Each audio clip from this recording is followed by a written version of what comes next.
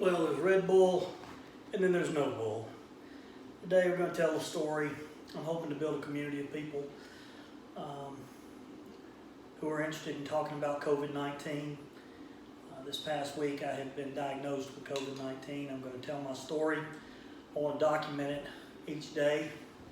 I think there's just been a lot of information out there, misinformation out there, and it's created a lot of fear. I'd be less than honest if I didn't tell you that I feel a little bit of that myself, so I'm going to tell you my story. Hopefully y'all will share. Of those of you who've also been diagnosed, you can share what your experiences have been, and maybe we can use this as a forum for information and encouragement, motivation, as we all work through this time together. So starting this week, or about a month ago actually, I had a traumatic injury to my arm and had to have orthopedic surgery. And so I had 2 COVID tests prior to that surgery. Both of them came back negative, and so the surgery continued. About 3 days later, I woke up with severe chest pains in my lungs and my chest.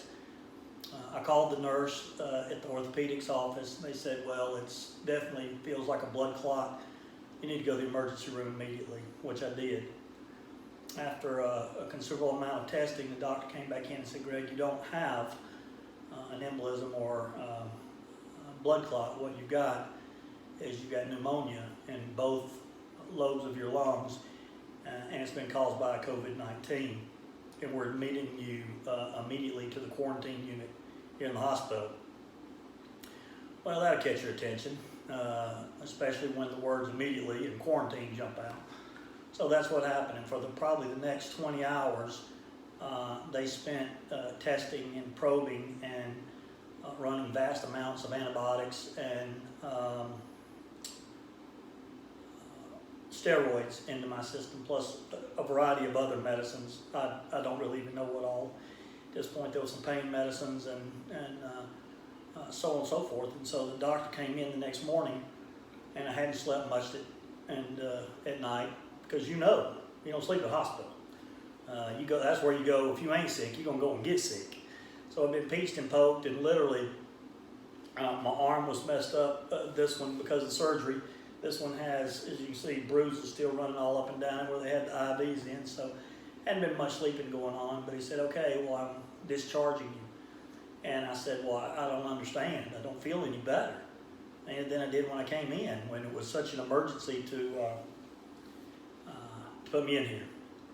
And he said, well, Greg, we've done all that we can do. This is all we know to do. And there's nothing more that can be done here. You're just going to have to, you'll take over the rest of it at home. And so that brought in a lot of questions about, well, what am I going to do at home? And the answer truly was, well, you go home and either your body will kick in and it will begin to fight and take this thing over, or you'll be back. And the implication being that if I got so deeply sick that I needed a ventilator or something like that, then I would be back at the hospital. Otherwise, there was nothing else they could do for me.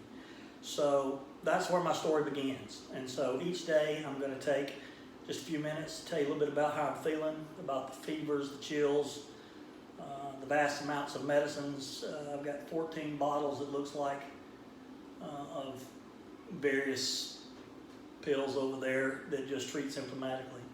And I hope through this we will learn about the disease. I don't feel fearful right now. I don't feel scared. I don't feel paralyzed by any way, shape, or form.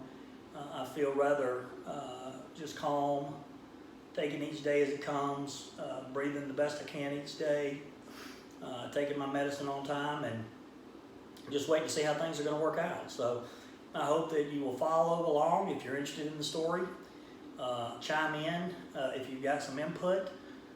Prayers always deeply appreciated.